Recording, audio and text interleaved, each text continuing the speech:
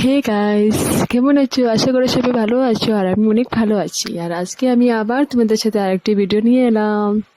আজকে কি হবে? আজকে হবে ছোট মাছের বড়া।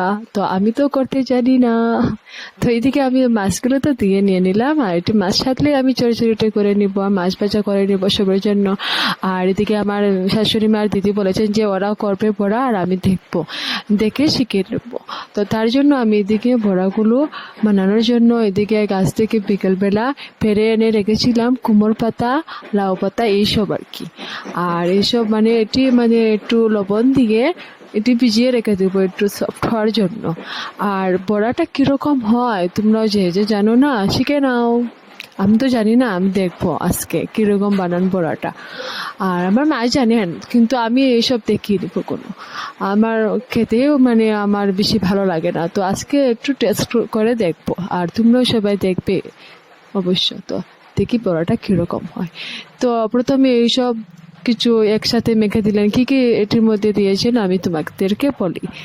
শস্য বাটা, কাঁচা লঙ্কা, পেঁয়াজ, রসুন, এইসব। আর তো যা যা আছে, এত কি লঙ্কা গুঁড়ো, হলুদ গুঁড়ো, লবণ, জিরে, এইসব দিয়ে সব মেখে আর একটু তেল গরম করেও দিয়েছিলেন দেখছি। আর দিয়ে এইসব ভিতরে ঢুকিয়ে আর তারপর রেখে দিলেন কয়েকটি। তারপর তো বেসন দিয়ে এইসব বড়া বানাবেন, মানে পিঠালিটি বেসন দিয়ে দিবেন। তবে চালের গুঁড়ো দিয়েও হয়, বেসন দিয়েও হয়, আটা ময়দা দিয়েও হয়। তো আমি তো বেসনটা নিয়ে নিলাম।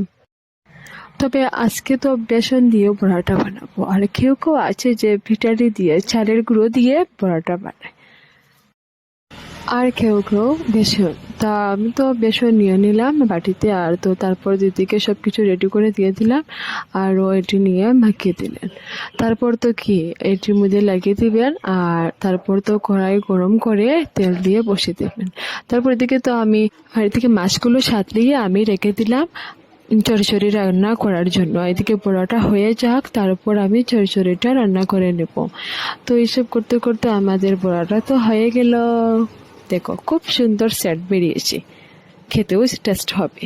তারপর দেখি বড়া হয়ে গেল, তারপর আমি চচ্চড়িটা রান্না করে তারপর চটপট করে খাওয়ার জন্য বসে যাব। আর এদিকে আরেকটু রয়েছিল বড়া, তো একটু আমি করে নিলাম লাস্টের দিকে।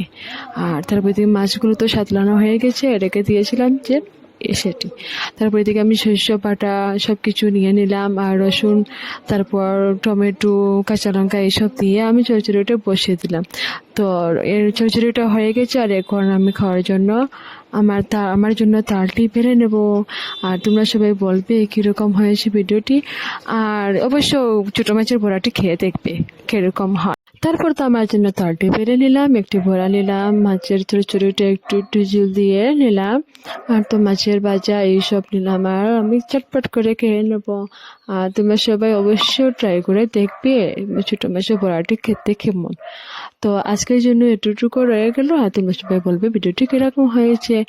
আর যারা যারা আমার চ্যানেল সাবস্ক্রাইব করোনি তারা সাবস্ক্রাইব করে নেবে। তো আজকের জন্য এতটুকু রয়ে গেল। Tata guys.